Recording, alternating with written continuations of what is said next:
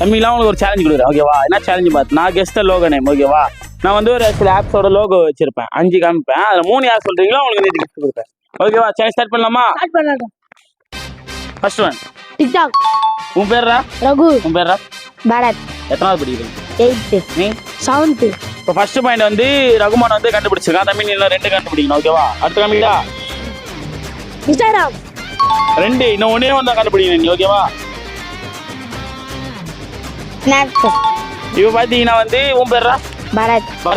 பரத் பார்த்தீங்கன்னா இப்போ வந்து இவன் 2, ரகுமான் 2, பரத் வந்து 1 ஓகேவா? தம்பி நீ 1 கண்டுபிடிச்ச உடனே நீ இன்னும் 2 கண்டுபிடிக்கணும். அடுத்த காமிட்டா.